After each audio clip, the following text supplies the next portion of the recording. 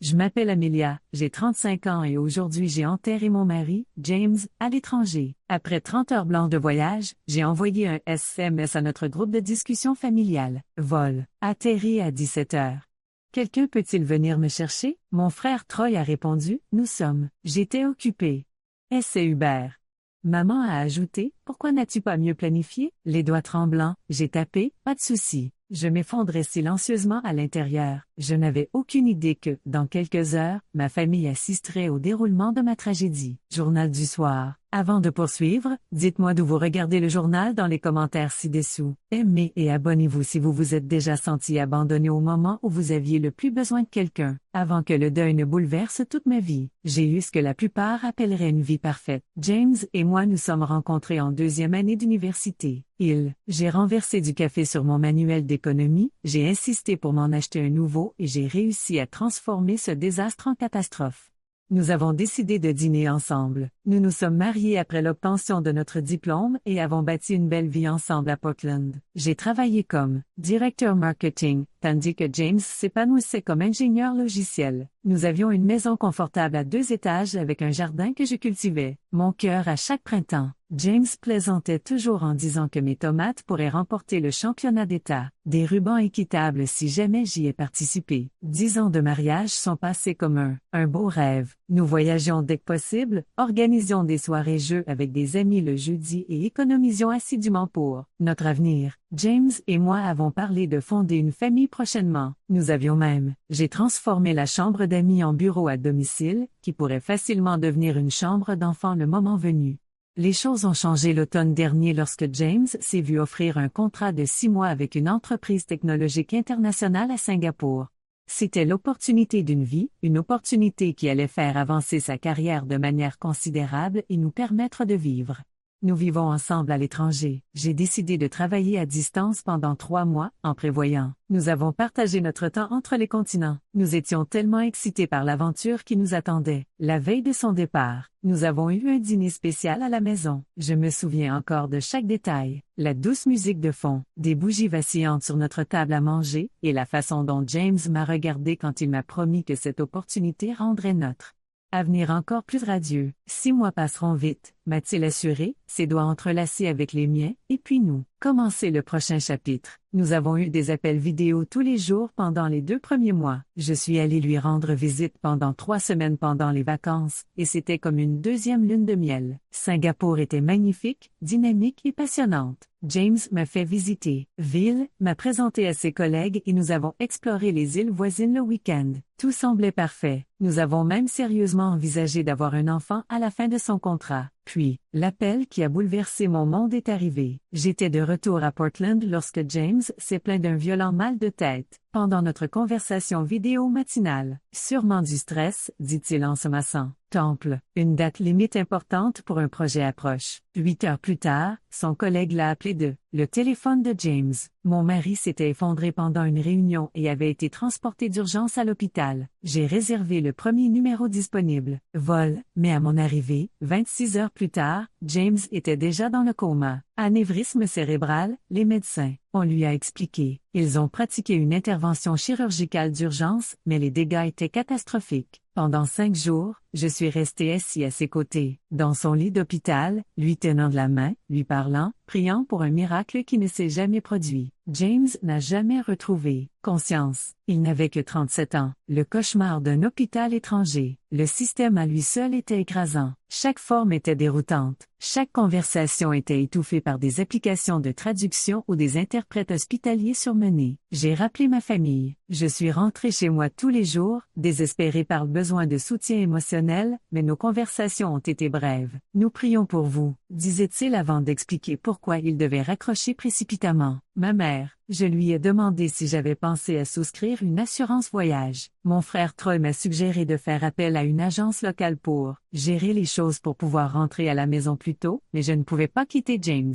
Pas comme ça. Pas dans un pays où il ne connaissait personne d'autre que ses collègues. Je suis resté et j'ai tout géré moi-même. Les formalités pour son certificat de décès ont pris 3 jours entiers et d'innombrables visites médicales. organiser un enterrement à Singapour, car les frais de transport de son corps étaient trop élevés. D'un coût prohibitif, il a fallu se familiariser avec des coutumes et des traditions inconnues. Les funérailles furent modestes, de ses collègues, de quelques expatriés avec qui il s'était lié d'amitié, et de moi-même. Pas de famille, des amis de toujours. Mes parents disaient que le vol était trop cher à court terme. Mon frère avait un travail crucial, obligation. Je me suis retrouvée seule tandis qu'il descendait mon mari dans le sol, à un monde de tous ceux que nous aimions. La pression financière était écrasante. Notre assurance couvrait certaines dépenses, mais les politiques internationales avaient des limites que je n'avais jamais pensé à examiner avant que la tragédie ne frappe. J'ai vidé nos économies et atteint le maximum. J'ai dû payer mes cartes de crédit pour tout. Pendant tout ce temps, je tenais constamment ma famille au courant, espérant que quelqu'un me proposerait plus que de brèves condoléances ou des suggestions pratiques. Avec le recul, je n'aurais pas dû. J'ai été surpris par leur réponse à mon message à l'aéroport. Ma famille avait toujours fonctionné ainsi. Quand j'ai obtenu mon diplôme d'études secondaires, école en tant que validateur, mes parents y ont assisté mais sont partis immédiatement après mon discours pour emmener mon frère à son baseball. À ma remise de diplôme, ils sont arrivés en retard et sont partis tôt. Même à mon mariage, ma mère a passé plus de temps à s'occuper de Troy, à amener la mauvaise petite amie, qu'à célébrer mon mariage. J'avais passé toute ma vie, en m'adaptant à leurs priorités, en trouvant des excuses à leur comportement et en me disant que la famille avait simplement des comportements différents. Façon de montrer son amour. Debout sur la tombe de mon mari, à l'autre bout du monde, j'ai enfin compris que les gens n'ont tout simplement pas la capacité de faire passer les autres en premier, même dans les moments de besoin désespérés. Après les funérailles, un tout nouveau cauchemar a commencé. La bureaucratie singapourienne exigeait plusieurs copies certifiées conformes des actes de décès. Certificats, chacun devant être authentifié dans différents bureaux gouvernementaux répartis dans la ville. J'ai passé 3 jours à faire la navette entre les bâtiments dans la chaleur tropicale, à faire des files d'attente interminables et à essayer d'expliquer la situation, traversée par le chagrin, m'étouffait. Chaque nuit, je m'effondrais dans notre appartement loué, entouré des vêtements de James, qui sentaient encore son odeur. Lors de ma dernière matinée à Singapour, j'ai visité le magasin de James. Tombe une dernière fois, le cimetière était paisible à l'aube, les oiseaux chantaient dans des arbres luxuriants au-dessus de ma tête. J'ai déposé des fleurs fraîches près de sa simple pierre tombale et me suis assise sur l'herbe humide de rosée pour lui dire. Je rapportais tout ce que je lui avais offert pour nos 5 ans de mariage, ses livres préférés, collection de coquillages que nous avions ramassés lors de nos week-ends sur les plages voisines. Je te garderai en vie dans mon cœur, murmurai-je en appuyant ma paume contre le marbre frais. Tous les jours, pour le restant de mes jours, mon voyage vers la maison s'est étalé sur plus de 30 heures. Tout d'abord, un retard de 6 heures à Singapour dû à problème mécanique, puis une correspondance manquée à Tokyo nécessitant une nuit dans un hôtel de l'aéroport. La dernière étape a été marquée par des turbulences si violentes que les agents de bord sont restés assis pendant 2 heures. Au moment où nous avons commencé notre descente vers Portland, j'avais voyagé pendant plus d'une journée d'affilée, j'avais à peine mangé et je courais purement sur le deuil et la détermination. Durant ces interminables heures de voyage, mon esprit revenait sans cesse à des souvenirs d'enfance, voyant des schémas que j'avais auparavant excusés. À 8 ans, je me suis cassé le bras en tombant depuis la cabane dans les arbres du jardin. Mes parents m'ont emmené aux urgences, mais m'ont laissé chez un voisin pour attendre. J'ai emmené Troy à son match de championnat. Il ne peut pas rater ça, m'a expliqué ma mère. Toute l'équipe compte. Quand j'ai obtenu une bourse pour l'université de mes rêves, la première question de mon père a été de savoir si cela leur coûterait n'importe quoi. Troy avait des camps sportifs coûteux cet été-là, m'a-t-il rappelé. L'université était mon choix, donc je devais gérer les finances. J'ai travaillé à 2 emplois entre les cours pendant. Troy a fréquenté une université hors de l'État, entièrement financée par nos parents. Hindi 8.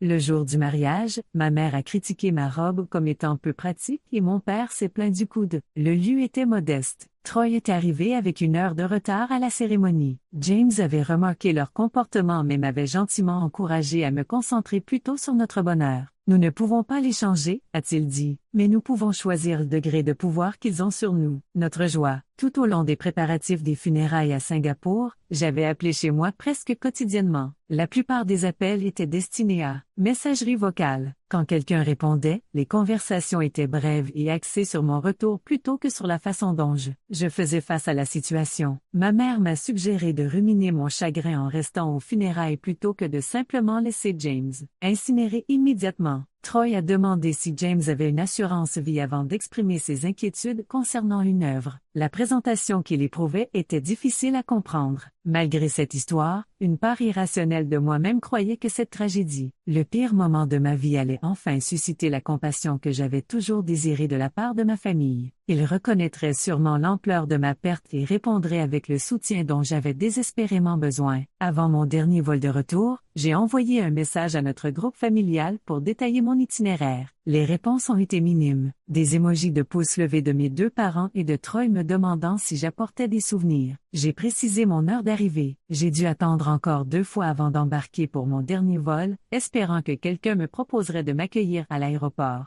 Personne ne l'a fait, mais j'ai fait une dernière tentative avant d'atterrir sur le sol américain. Mes frères, nous, sont occupés à essayer. Hubert m'a fait l'effet d'un coup dur. Ma mère, pourquoi n'as-tu pas mieux planifié? Cela m'a fait me demander si j'avais jamais vraiment compté pour eux. À ce moment-là, assis dans un siège d'avion exigu entouré de passagers impatients de débarquer, j'ai fait une promesse tacite à James et à moi-même. Ce serait la dernière fois que je m'attendrais à l'eau d'un puits vide. L'aéroport international de Portland bourdonnait d'activité pendant l'après-midi tandis que je me dirigeais vers à la douane. L'éclairage fluorescent me faisait mal aux yeux après tant de nuits blanches, et chaque annonce, le bruit du système de sonorisation m'a fait sursauter. J'ai navigué dans le terminal bondé en pilote automatique, mon corps présent, tandis que mon esprit était resté à des milliers de kilomètres de James. Debout au retrait des bagages, je regardais les valises tourner, sans fin sur le tapis roulant. Les miennes étaient faciles à identifier, une grande noire, une valise contenant mes vêtements et 2 autres contenant les affaires de James, ce que je ne pouvais supporter de quitter. Derrière, son pool préféré, le journal en cuir que je lui avais offert à Noël dernier, des albums photos, la tasse à café qu'il utilisait tous les matins, des fragments de notre vie. Ensemble, ce qui représentait désormais tout ce qui me restait de lui. Mon téléphone vibra, un autre message dans la conversation familiale. Je l'ai ouvert en espérant que quelqu'un avait changé d'avis. Troy, sérieusement, ma sœur, on ne peut pas réorganiser nos emplois du temps à la dernière minute. C'est pour ça qu'on planifie. Maman, ton père et moi dînons chez les Anderson ce soir. On a répondu il y a des semaines. Papa, la météo annonce de la pluie pour plus tard. Conduis prudemment en rentrant. J'ai regardé fixement l'écran, une sensation familière de vide se répandant dans ma poitrine. Pas même on m'a demandé comment j'allais ou si j'étais bien arrivé. Aucune reconnaissance de ce que je venais de traverser. J'ai tapé. Un simple pas de souci, je comprends. Et même si je ne comprenais rien du tout, comment les projets de dîner ou les obligations sociales pourraient-ils l'emporter sur la nécessité de soutenir votre fille qui vient de l'enterrer? Mon mari était seul. Le poids des valises me faisait tituber tandis que je les chargeais sur un chariot. Les affaires de James. Je me suis soudain sentie incroyablement lourde, physiquement et émotionnellement. Alors que je me dirigeais péniblement vers la sortie, les roues du chariot se sont bloquées, en voyant la valise supérieure s'écraser au sol. Elle s'est ouverte, répandant les vêtements de James. Sur le sol poli de l'aéroport, je me suis agenouillée, rassemblant frénétiquement ses affaires tandis que des larmes coulaient. J'ai brouillé ma vision. Un pull bleu, ses chaussures de course préférées, la cravate qu'il portait. Au dîner raffiné, chaque plat que je touchais déclenchait de nouvelles vagues de chagrin. « Laisse-moi, je vous aide, madame. » Une employée de l'aéroport s'est agenouillée à côté de moi, ramassant délicatement des objets éparpillés. Son badge indiquait « Gloria ». Elle avait des yeux bienveillants qui se plissaient au coin. « Êtes-vous tous, n'est-ce pas? » Cette simple question m'a brisé quelque chose. Quand a eu lieu la dernière, le moment où quelqu'un m'avait demandé si j'allais bien. Pas la rapidité avec laquelle je m'en remettrais ni les mesures concrètes à prendre, mais simplement si j'allais bien. Mon mari est mort, murmurai-je.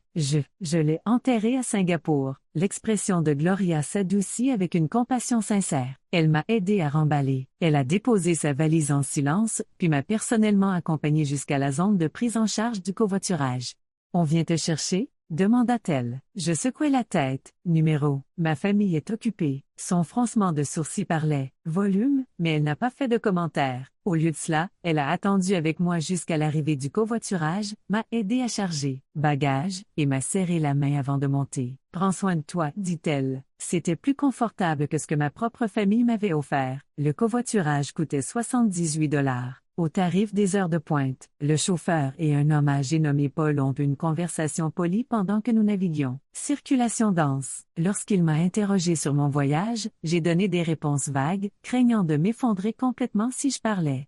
Il a dit la vérité à voix haute. Il a semblé ressentir ma détresse et a mis une musique douce, soulignant occasionnellement les changements survenus dans la ville ces derniers mois. Près d'une heure plus tard, nous sommes arrivés dans mon allée. La maison, elle était exactement comme je l'avais laissée, mais complètement différente. James n'ouvrirait plus jamais cette porte d'entrée, plus jamais. En entrant dans cette allée, ne vous plaignez plus jamais des graines d'érable qui ont obstrué les gouttières. Paul. Il m'a aidé à porter mes bagages jusqu'au porche. En déposant le dernier sac, il a hésité. Êtes-vous sûr que tout va bien, mademoiselle? Vous semblez aller bien, comme si vous aviez besoin de quelqu'un. Je lui ai assuré que j'allais bien. Je lui ai donné un généreux pourboire et j'ai regardé ses feux arrière disparaître dans la rue avant de chercher mes clés de maison. La porte s'ouvrit brusquement pour révéler un intérieur froid et sombre. J'avais demandé à ma mère de. J'ai réglé le thermostat la veille de mon arrivée. Apparemment, elle avait oublié. À l'intérieur, l'air vicié m'accueillait. Le courrier débordait de la corbeille près de la porte. Une autre tâche que ma famille avait promis de gérer, mais clairement ignorée. Le réfrigérateur ne contenait que des condiments périmés et un contenant moisi contenant quelque chose d'inidentifiable. Mon frère m'avait assuré qu'il ferait le plein de produits de première nécessité avant mon retour. Épuisé, je me suis traîné jusqu'à notre chambre. Je ne supportais pas de dormir dans notre lit. Alors, je me suis blotti dans le fauteuil près de la fenêtre, toujours vêtu de mon manteau car il faisait très froid dans la maison. Entouré des photos de moments plus heureux, je me suis enfin permis de m'effondrer complètement. Je me suis réveillé quelques heures plus tard, désorienté et tremblant. La maison était silencieuse, comme avant. Je n'y suis jamais allé du vivant de James. Pas de bruit de pas dans le couloir, pas de café. Le fabricant gargouille en bas, pas de bourdonnement faux provenant de la douche, juste du vide. Et le ruisseau occasionnel de bois qui se tasse. La porte du placard de James était partiellement s'ouvrit, révélant les vêtements qu'il avait laissés derrière lui. Ma famille avait promis de ranger ses affaires pour que je puisse. Retour plus facile. À l'intérieur, j'ai trouvé tout intact. Ses chaussures alignées, exactement comme il les avait laissées. Sa chemise de flanelle préférée était toujours accrochée au crochet où il l'avait posée le matin. Il est parti pour Singapour. Chaque objet était exactement là où il se trouvait 6 mois plus tôt, préservé comme un musée dédié à la vie. Nous avions eu une fois. Je me suis effondré sur le sol du placard, tirant sa chemise dans mes bras, cherchant désespérément un reste. Trace de son odeur. Il n'y avait rien, juste du coton propre. La légère odeur de moisi d'un espace resté trop longtemps fermé. J'avais transporté des morceaux de lui à travers l'océan, je me rends compte que les morceaux que j'avais laissés derrière moi ne lui ressemblaient plus du tout. Je suis arrivé avec un étrange gargouillement venant du rez-de-chaussée. Raide d'avoir dormi sur la chaise, je me suis dirigé vers. Enquêter. Le bruit s'intensifiait à mesure que je m'approchais de la cuisine. Et quand j'ai allumé la lumière, j'ai eu le souffle coupé. Horreur. L'eau s'écoulait d'une large fissure dans le plafond, ruisselant le long des murs, et s'accumulait sur le carrelage. La température dans la maison avait encore baissé pendant la nuit, et je pouvais voir. Mon souffle se voilait le visage. J'ai traversé 7,6 cm d'eau glacée. L'eau pour atteindre le placard où se trouvait le robinet d'arrêt d'eau principal. La roue en métal était si froide qu'elle. Je me suis brûlé les doigts en essayant de le tourner. Après plusieurs tentatives, l'eau a finalement cessé de couler, mais les dégâts étaient déjà considérables. L'eau s'était infiltrée sous le parquet de la salle à manger, provoquant se déformer. Les cloisons sèches de la cuisine s'affaissaient dangereusement, et l'eau s'écoulait des luminaires, créant une situation électrique dangereuse. Le tuyau. La maison a dû geler et éclater lors de la récente vague de froid. Si quelqu'un avait maintenu un chauffage adéquat, comme promis, cela ne serait jamais arrivé. Je me tenais dans ma cuisine inondée, contemplant la destruction. Je me sentais étrangement détaché. Après tout le reste, cela semblait presque comique. Bien sûr, mon retour à la maison inclurait une maison inondée. Dehors, la température baissait rapidement, comme un nouvel hiver. Une tempête approchait. Les informations locales l'annonçaient depuis plusieurs jours, d'après les notifications sur mon téléphone. Ma famille devait être au courant des prévisions météorologiques lorsqu'elle m'a conseillé de conduire prudemment. Pourtant, personne n'avait pensé à s'assurer que la maison était correctement hivernée ou chauffée. J'ai appelé un plombier d'urgence, mais on m'a dit qu'ils étaient bloqués depuis des jours en raison de problèmes similaires dans toute la ville. Nous envisageons d'être là pour mardi au plus tôt, a expliqué le répartiteur en s'excusant. La tempête incite tout le monde à appeler pour. Des tuyaux ont éclaté. J'ai ensuite appelé mon frère. Troy a répondu le quatrième. La sonnerie retentit, la voix distraite. Et, je ne peux pas vraiment parler en ce moment. Je me prépare pour ce dîner avec les Wilson. Mentionné. La maison est inondée, dis-je sèchement. Une canalisation a éclaté. Il y a de l'eau. Il y a du monde partout, et le plombier ne peut pas venir avant mardi. C'est nul, répondit Troy, plus agacé qu'inquiet. As-tu essayé d'autres plombiers? Tu peux peut-être consulter la liste d'Angie. Troy, je reviens tout juste d'enterrer mon mari. Je voyage depuis plus d'une journée d'affilée. Je ne peux pas rester ici. Il y a de l'eau dans les installations électriques et aucune chaleur. Pourrais-je rester avec toi jusqu'à ce que ça soit réglé? Le silence, qui a suivi m'a tout dit avant même de parler. En fait, ce soir, c'est vraiment un mauvais timing. Lisa et moi avons les Wilson qui viennent chez les clients. J'essaie d'atterrir depuis des mois, et notre chambre d'amis est pleine de fournitures de bricolage de Lisa. As-tu appelé maman et papa? J'ai raccroché et j'ai essayé de joindre mes parents. Ma mère a répondu. Des excuses immédiates. Oh, chérie, tu sais, on aurait normalement dit oui, mais le club de bridge se réunit ici demain et nous avons passé toute la journée en préparation. De plus, ton père a des problèmes de dos. On ne peut pas accueillir de clients pour le moment. Et l'hôtel? Tu devrais avoir une assurance pour ce genre de choses. À ce stade, je n'avais pas mangé un seul vrai repas depuis plus de 24 heures. Le deuil d'un voyage international et cette crise m'avaient laissé physiquement épuisé. Je me sentais épuisé et nauséant. J'essayais de me frayer un chemin à travers la cuisine inondée pour trouver quelque chose de comestible. Le courant vacillait de façon inquiétante tandis que la tempête. À l'extérieur, la chaleur s'intensifia. J'ai réussi à trouver un paquet de crackers rassis dans un placard et je les ai mangés. Mécaniquement, debout dans l'eau qui avait maintenant trempé mes chaussures et mes chaussettes. Mes extrémités commençaient à. Je me suis engourdi à cause du froid, mais je n'arrivais pas à me forcer à trouver des vêtements secs. Tout semblait lointain et sans importance. Dans une dernière tentative désespérée pour arranger les choses, n'importe quoi, j'ai décidé de vérifier le panneau électrique au sous-sol pour voir si je pouvais au moins obtenir un peu de chaleur.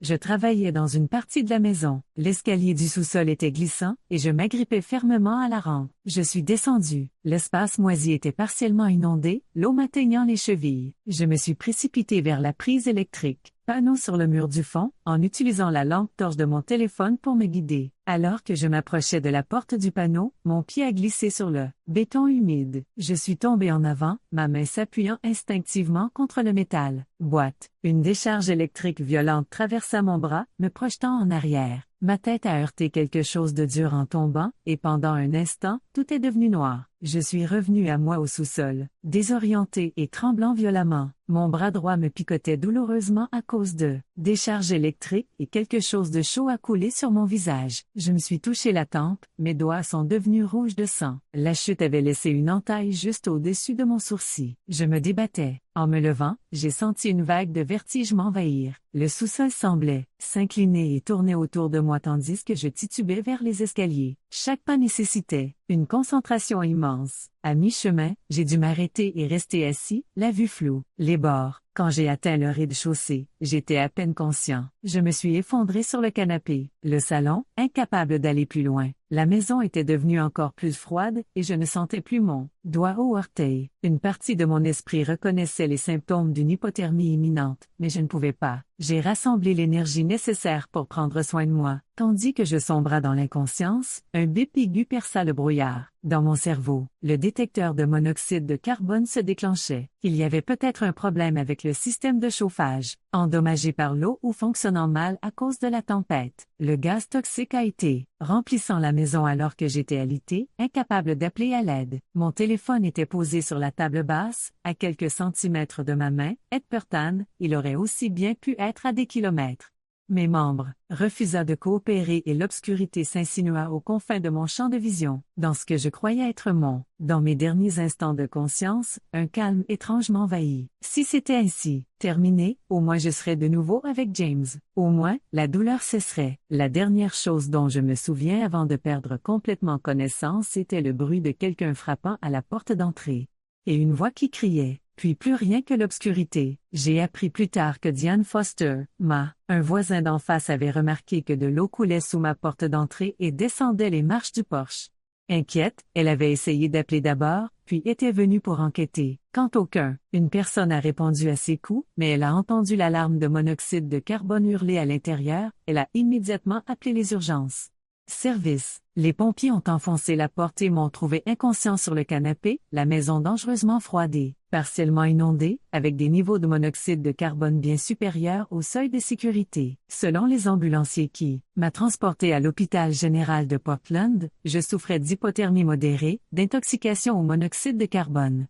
Une commotion cérébrale et les effets d'un choc électrique. Quelques heures de plus et nous aurions été confrontés à une situation très grave. Résultats différents, aurait déclaré l'un d'eux au médecin urgentiste. À l'hôpital, le médecin. L'équipe a travaillé rapidement pour augmenter ma température corporelle et m'administrer de l'oxygène pour contrer le monoxyde de carbone dans mon système. Ils ont nettoyé et recousu la plaie sur ma tempe, surveillé mon cœur pour détecter d'éventuelles arythmies causées par l'électrocution et des examens neurologiques ont été effectués pour évaluer la gravité de ma commotion cérébrale. J'ai trouvé mon passeport avec les récents tampons de Singapour et j'ai remarqué mon alliance, une infirmière compatissante nommée Sarah. On m'a gentiment interrogé sur ma situation. Dans mon état semi-conscient, je lui ai tout raconté, la mort de James, les funérailles à l'étranger, la réponse de ma famille à ma demande de transport et le retour. Dans une maison froide et négligée, Sarah a tout documenté dans mon dossier médical, inquiète de mon manque de soutien. Système à sa sortie. Ce que nous ne savions pas, c'est qu'un journaliste local nommé Michael Chen était présent. Hôpital couvrant les blessures liées à la tempête pour le journal du soir. Il a entendu un ambulancier discuter de mon cas dans le salle de repos. L'étrange confluence de tragédie qui a conduit une femme récemment veuve à être retrouvée agonisante dans sa propre. La dimension humaine était trop convaincante pour être ignorée. J'ai interviewé Diane qui m'a dit qu'elle m'avait vu arriver à la maison en partageant le ride l'après-midi précédent. Elle semblait épuisée, complètement vidée. Diane a dit à la caméra, j'avais l'intention d'aller l'accueillir à nouveau, mais avec l'orage approchait, et je me suis occupée de préparer ma propre maison. Je me sens terriblement mal maintenant, sachant ce qu'elle traversait seule. J'ai également discuté avec les ambulanciers qui ont répondu à l'appel. L'un d'eux, visiblement ému par la situation, a partagé l'échange de messages textes qu'il avait vu sur mon téléphone, qui était encore ouvert sur le groupe de discussion familiale quand ils m'ont trouvé. Voici quelqu'un qui vient de perdre son mari et qui demande à sa famille de la raccompagner simplement de l'aéroport, et on lui a dit de prendre un Uber. Et puis, elle rentre chez elle et découvre une maison que personne n'a vérifiée. C'est déchirant. Le soir, l'histoire avait fait la une des journaux locaux. Une femme de la région revient des funérailles de son mari à l'étranger pour tragédie. Le rapport détaillait comment j'avais enterré mon mari à Singapour, voyagé. Plus de 30 heures pour rentrer chez moi, on m'a refusé le soutien de base des membres de ma famille, puis j'ai failli mourir à cause une urgence domestique évitable. Les réseaux sociaux ont rapidement relayé l'information. Des captures d'écran de l'échange de textes partagés par une personne à l'hôpital se sont répandues dans les groupes communautaires locaux et ont finalement été diffusées. A atteint des plateformes plus larges. Le contraste entre ma simple demande et les réponses dédaigneuses de ma famille a frappé Le hashtag #NoWorry a commencé à se répandre localement avec. Des personnes ont partagé leurs propres histoires de négligence familiale en période de crise. Les entreprises locales ont répondu en proposant des offres d'assistance. Une entreprise de plomberie s'est portée volontaire pour réparer mes canalisations gratuitement. Un service de restauration a été proposé. Gérer les dégâts des eaux. Une chaîne hôtelière a offert un séjour gratuit de deuxième. Les réparations ont été achevées. L'enthousiasme de la communauté a été immense et inattendu. Ce soir-là, alors que le journal télévisé de 22 heures diffusait des images de véhicules d'urgence devant ma maison, ma famille a vu Leur conversation privée a été diffusée à la vue de tous. Selon l'infirmière de nuit qui était dans ma chambre d'hôpital lorsqu'il arrivé, mon frère Troy a fait irruption le premier. Son visage était blême. Nous venions d'apprendre la nouvelle. Bégaya-t-il. Il donne l'impression qu'on t'a abandonné. Ma mère suivait déjà, sur la défensive. C'était une fausse déclaration. Elle l'a dit à l'infirmière avant même de me reconnaître. Je n'avais aucune idée que la maison était dans un tel état. Amelia sait que nous aurions pu l'aider si nous avions compris la situation. Mon père se tenait silencieusement près de la porte, l'air indéchiffrable. Ce n'est qu'à la sortie de l'infirmière qu'il s'approcha de mon lit et demandait doucement « Est-ce que ça va aller ?» C'était la première vraie question qu'il posait depuis la mort de James. En quelques minutes, de leur arrivée, mon téléphone a commencé à sonner sans cesse avec des appels de la famille élargie et des amis de la famille qui avaient vu le reportage. Ma tante Suzanne a appelé ma mère directement pour savoir pourquoi personne n'était allé à l'aéroport. Mon père, le patron, a envoyé un SMS pour exprimer son inquiétude et proposer son aide. La famille est soigneusement. L'image que j'avais conservée d'un soutien affectueux s'effondrait sous l'œil du public. Tandis que je m'endormais et me réveillais, je les entends dans le couloir devant ma chambre, se disputer à voix basse sur la façon de régler la situation. Troy insiste. Il fallait anticiper l'affaire avant qu'elle ne porte atteinte à sa réputation professionnelle. Ma mère s'inquiétait de ce que son club penserait. Mon père a suggéré qu'il m'installe simplement chez eux une fois sorti de l'hôpital, pour montrer à tout le monde qu'il pris en charge. Pas une seule fois dans leur discussion, je n'ai entendu de véritables remords ou inquiétudes pour mon bien-être. Tout était une question d'apparence, de contrôle des dégâts et de leur propre inconfort. Même dans ce moment de crise, ils ne pouvaient voir plus loin. À l'arrivée de l'assistante sociale de l'hôpital, pour discuter de mon projet de sortie, elle m'a annoncé que le soutien de la communauté continuait de croître. Un deuil local. Un groupe de soutien avait proposé des services de conseil. Un service de livraison de repas avait fait don de 2 semaines de repas préparés. Aliments. Plusieurs voisins s'étaient portés volontaires pour aider aux tâches ménagères pendant mon rétablissement. Tu as des options, m'a assuré l'assistante sociale. Tu n'es pas obligé de partir avec ta famille si ce n'est pas ce que tu veux. C'était la première fois que quelqu'un reconnaissait que j'avais le choix, que je n'étais pas obligé d'accepter une aide enveloppée d'obligations et d'intérêts personnels simplement parce qu'elle provenait de parents consanguins.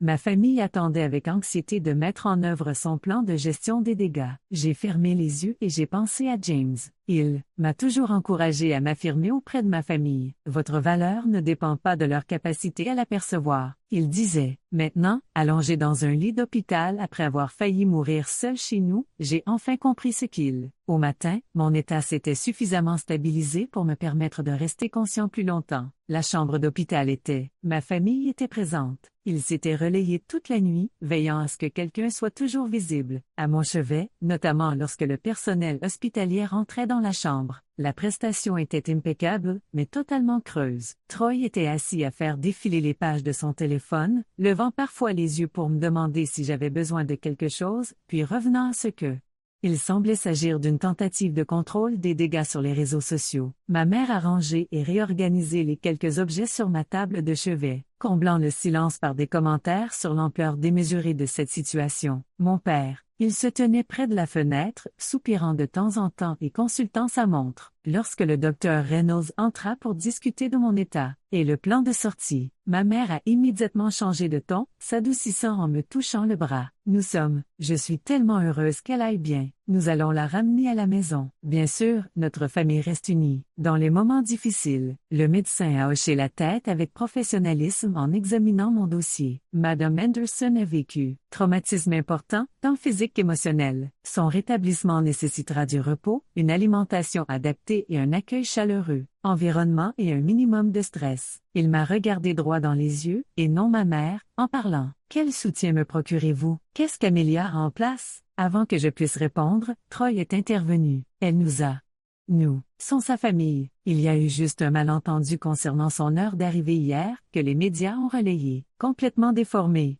Le Dr. Reynolds a conservé son attitude professionnelle. Je vois. Quelqu'un sera-t-il disponible pour rester avec elle en permanence pendant les prochaines 48 heures? La commotion cérébrale nécessite une surveillance et elle ne doit pas être laissée seule. Seule, bien sûr, répondit ma mère d'un ton calme. Nous avons déjà préparé la chambre d'amis. Je peux réorganiser mon emploi du temps. Être à la maison. Une infirmière nommée Jessica est entrée avec mes médicaments et un plateau de petit déjeuner. Elle s'occupait d'eux depuis le petit matin et j'avais constaté que les performances de ma famille changeaient à chaque fois que le personnel médical entrait.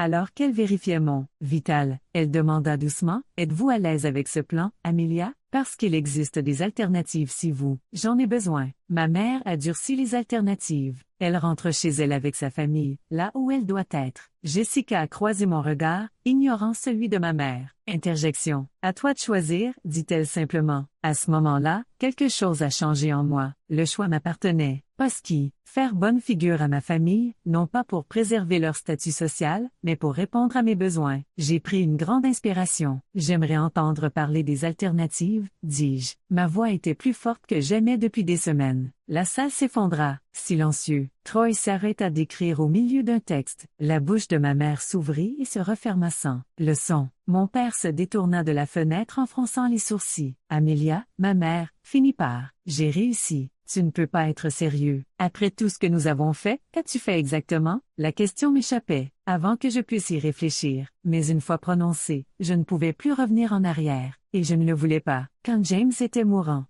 j'étais trop occupée pour venir. Quand je l'ai enterré seul, tu as dit que les vols étaient trop chers. Quand j'ai eu besoin d'être conduit depuis l'aéroport après 30 heures de voyage, vous m'avez suggéré Uber. Quand j'ai appelé pour signaler l'explosion, Pip, tu as privilégié le club de bridge et les dîners d'affaires. Ma voix est restée calme, factuelle, plutôt qu'accusatrice. Alors, s'il vous plaît, dites-moi ce que vous avez fait qui vous donne le droit de contrôler ma guérison maintenant que les gens me regardent.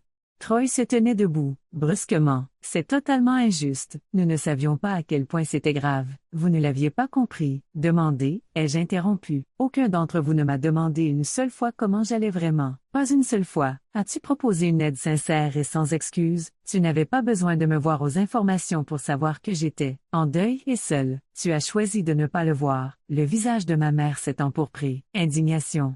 Nous t'avons toujours soutenu, Amelia. Peut-être pas exactement comme tu le souhaitais, mais les familles ne peuvent pas tout laisser tomber à chaque crise. Vos attentes sont tout simplement irréalistes. Avoir besoin d'un chauffeur depuis l'aéroport après avoir enterré mon mari est une attente irréaliste, demandai-je doucement. Espérant, quelqu'un aurait peut-être vérifié que le chauffage fonctionnait chez moi pendant l'hiver, mais c'était trop demandé. Nous sommes des gens occupés. Troy insista. On ne peut pas s'attendre à ce que nous nous souvenions de chaque petit détail.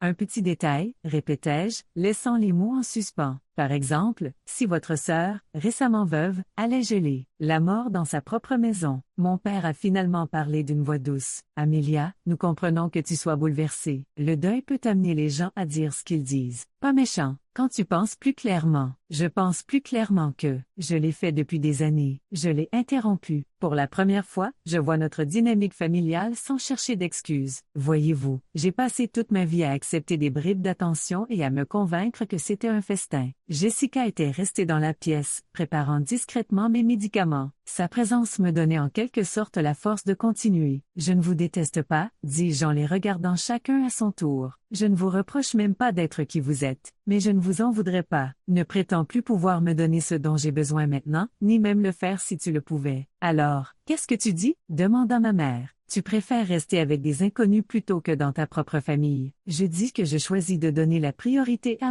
la guérison prime sur le maintien de l'image de notre famille. Je choisis de m'entourer d'un soutien sincère plutôt que d'obligations. Déguisée en soins, l'assistante sociale, Mademoiselle Patel, entra avec un dossier d'information. Ma famille resta silencieuse, consciente de la manière dont une dispute prolongée pourrait apparaître. Mademoiselle Patel a expliqué les ressources communautaires qui avaient été mises en place. J'ai organisé un séjour de 2 semaines à l'hôtel Riverview, le temps que ma maison soit réparée. Repas, service de livraison, transport aux rendez-vous médicaux et mise en relation avec un groupe de soutien au deuil qui s'est réuni 2 fois.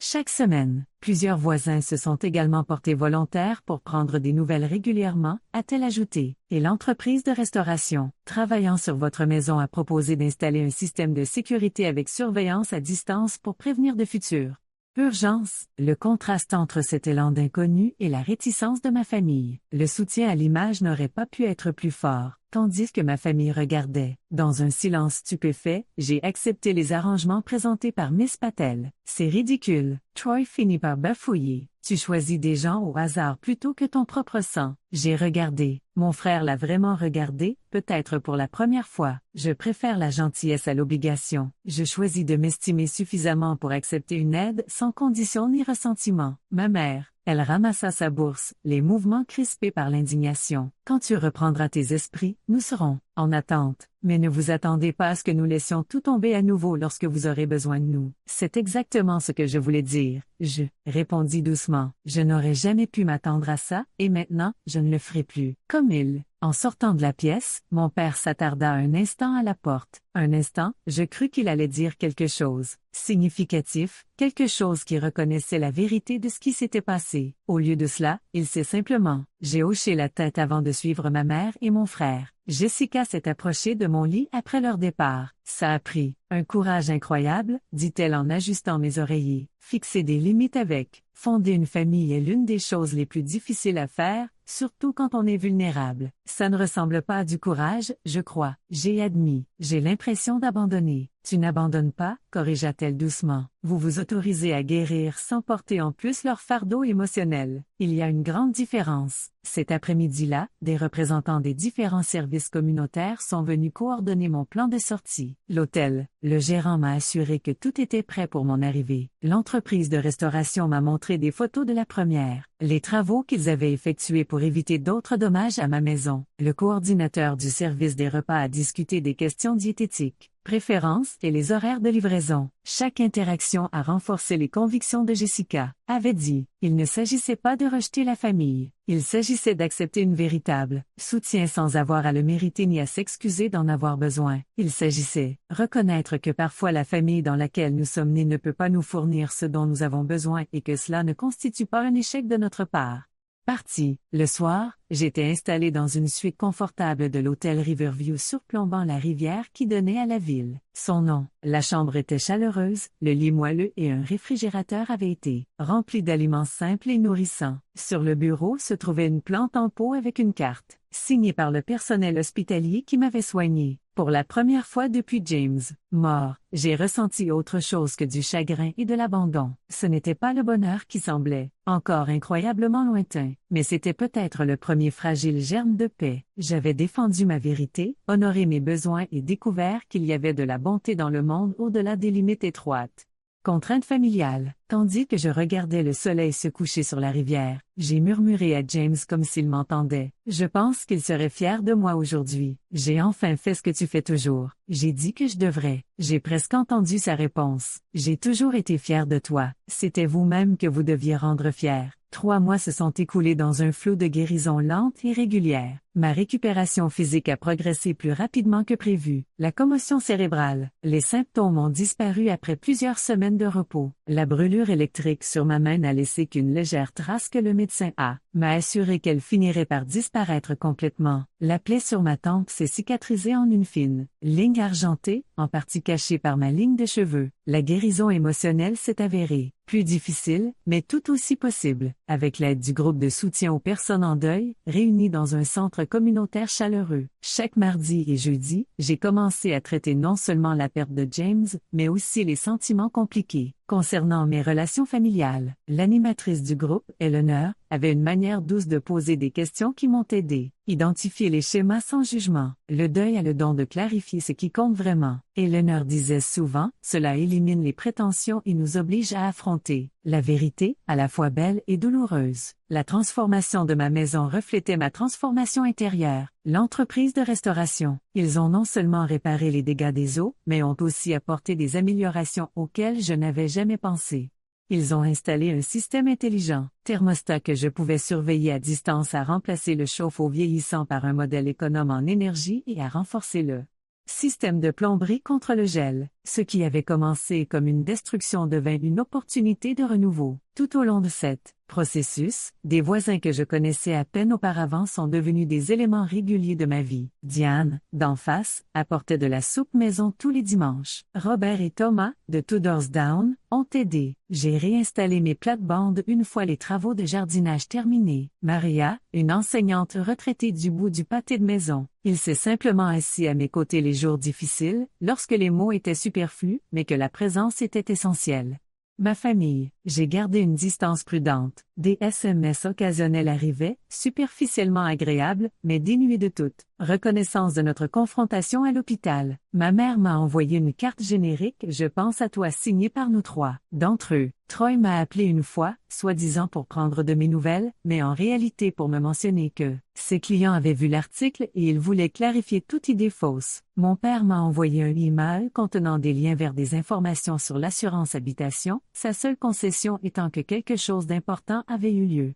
Arrivé, j'ai répondu poliment mais brièvement à chaque contact, ne m'attendant plus à une connexion plus profonde ou compréhension. La limite que j'avais établie à l'hôpital est restée ferme, non pas comme une punition, mais comme une protection pour mon cœur en voie de guérison. Je ne pouvais pas me permettre d'épuiser mes ressources émotionnelles limitées dans mes relations, qui prenaient systématiquement plus qu'ils ne donnaient. 6 mois après la mort de James, je a créé la bourse commémorative James Henderson pour l'éducation internationale au sein de notre alma mater. Fonds d'assurance qui avait finalement été traité, j'ai créé un fonds de dotation qui aiderait les étudiants à étudier à l'étranger avec système de soutien d'urgence en place. La bourse couvrait spécifiquement les déplacements d'urgence des membres de la famille. Fonds de prévoyance pour les situations imprévues, exactement ce qui me manquait lorsque la crise a frappé à mi-chemin. Monde. Travailler sur les détails de la bourse m'a donné un but pendant les heures les plus sombres du deuil. Chaque disposition que j'ai, les mesures de protection incluses reflétaient une leçon apprise à travers une expérience douloureuse. Chaque mesure représentait une difficulté qui, les futurs étudiants et leurs familles pourraient être épargnés. James avait toujours accordé de l'importance à l'éducation et aux opportunités. Cela me semblait être le moyen idéal d'honorer sa mémoire tout en transformant ma douleur en quelque chose de significatif. Cela faisait 11 ans que nous célébrions notre 11e anniversaire, j'ai organisé une petite réunion dans ma maison reconstruite pour annoncer le premier prix de la bourse. Destinataires, des amis proches qui m'ont soutenu dans toutes les épreuves ont rejoint la célébration, ainsi que de nouveaux amis. Faite pendant mon parcours de rétablissement, ma famille a reçu des invitations, mais a regretté ses engagements antérieurs. J'ai remis le certificat de bourse à Angela, une jeune étudiante aux yeux brillants qui prévoyait d'étudier au Japon. J'ai senti la présence de James, plus fortement que depuis sa mort, non pas comme un fantôme ou une visite surnaturelle, mais comme l'impact durable de l'amour que nous avions partagé. Son influence est restée sur ma façon d'aborder les défis, sur ma résilience et sur ma capacité à donner du sens à la souffrance. Cette bourse existe grâce à un grand amour et à une profonde. J'ai raconté cette perte au petit public réuni dans mon salon, mais aussi à cause d'une leçon inattendue, la famille peut-être trouvée dans les endroits les plus surprenants formés, pas nécessairement par le sang, mais par qui se présente quand se présenter compte. La semaine suivante, j'ai reçu une lettre de mon père, une vraie lettre manuscrite, quelque chose que j'avais jamais reçu de lui auparavant. Contrairement aux communications superficielles des mois précédents, celle-ci contenait une réflexion rare. J'ai réfléchi à ce qui s'est passé après ton retour de Singapour. Il a écrit, même si ta mère et ton frère ne verront peut-être jamais clairement, je veux que tu saches que je reconnais notre échec, pas seulement dans le question pratique des trajets en aéroport et de l'entretien de la maison, mais dans l'obligation plus profonde de fournir du confort pendant vos heures les plus sombres. Je n'ai aucune excuse à vous offrir, seulement une réponse tardive et insuffisante. Reconnaissance. L'homme que vous avez épousé serait fier de la femme que vous êtes devenue en son absence. Peut-être qu'un jour, si vous le voulez bien, nous pourrions peut-être trouver une solution, non pas comme nous étions, mais comme nous pourrions être. Je n'ai pas répondu immédiatement. Cette lettre exigeait une réflexion et non une réaction. J'en ai discuté avec mon thérapeute, qui m'aidait à gérer le deuil et la dynamique familiale depuis plusieurs mois. Qu'attends-tu d'une relation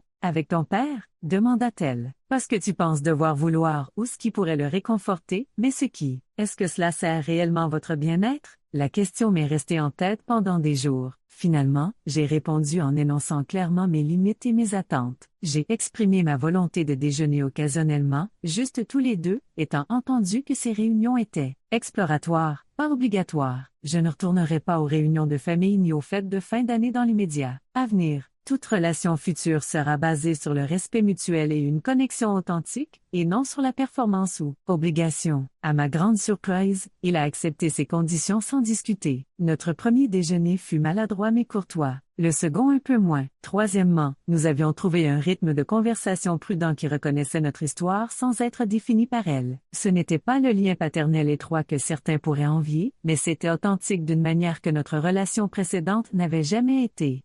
Frère et mère ont gardé leur distance, s'envoyant occasionnellement des cartes de vœux ou des cadeaux impersonnels, mais jamais abordant les questions fondamentales qui avaient conduit à notre accord. J'ai accepté ce choix et concentré mon attention sur énergie dans des relations qui m'ont nourri plutôt qu'épuisé. Un an après la mort de James, je me suis retrouvée seule à l'aéroport en attendant un vol qui me ramènerait à Singapour pour lui rendre visite. Tombe à l'occasion de cet anniversaire, tandis que je regardais les familles se réunir autour de moi, les embrassades, les bavardages enthousiastes, une joie authentique de se retrouver, j'ai ressenti un mélange complexe d'émotions. J'avais encore de la tristesse pour ce que ma propre famille ne pouvait pas me fournir, mais je n'avais plus le désir désespéré d'avant. J'ai appris que la famille pouvait être créée et choisie, que le soutien pouvait venir de sources inattendues, que les frontières n'étaient pas des murs, mais des filtres sains qui laissaient entrer le bien tout en tenant le mal à distance. Plus important encore, j'avais appris que ma valeur n'était pas déterminée par la capacité des autres à la reconnaître. En montant dans l'avion, j'ai pensé à la différence entre ce voyage et mon retour, il y a un an. J'avais alors été brisée par le chagrin et abandon, recherche désespérée de liens et de soutien qui ne sont jamais venus. Je portais désormais en moi une communauté d'entraide, qui existait indépendamment de la proximité physique. Des gens qui étaient présents au moment le plus important, des gens qui continuaient, se manifester jour après jour, de manière plus ou moins importante. La plus grande leçon, ce terrible retour à la maison ne concernait pas les échecs de ma famille ni les conséquences douloureuses qui en ont résulté. Il s'agissait de la remarquable capacité des êtres humains à se manifester et à accueillir la douleur des autres, le pouvoir guérisseur d'être véritablement vu dans les moments les plus sombres. À propos de la famille que nous formons lorsque nous naissons, ne peut répondre à nos besoins. Si vous vous êtes déjà senti abandonné au moment où vous aviez le plus besoin de soutien, sachez que vous n'êtes pas seul. Votre valeur n'est pas déterminée par la capacité des autres à la reconnaître. Parfois, les personnes dont nous attendons qu'elles soient là pour nous ne peuvent tout simplement pas nous fournir ce dont nous avons besoin en raison de leurs propres limites. Ce n'est pas notre manque de valeur. Le défi est de rester ouvert à des sources inattendues de soins et de connexion, même lorsque des expériences antérieures. L'expérience rend cette ouverture dangereuse. Quelle source de soutien inattendue avez-vous découverte pendant des moments difficiles? Avez-vous déjà été surpris par la gentillesse d'inconnus alors que vos proches ne pouvaient pas? Avez-vous trouvé ce dont vous aviez besoin? Partagez votre expérience dans les commentaires ci-dessous. Et si cette histoire a résonné en vous, veuillez aimer, vous abonner et partager pour aider d'autres personnes qui pourraient se sentir seules. Leurs difficultés. N'oubliez pas que votre histoire compte, que vos limites sont valables et que la guérison est toujours possible, parfois de manière inimaginable. Merci de faire partie de ce voyage avec moi.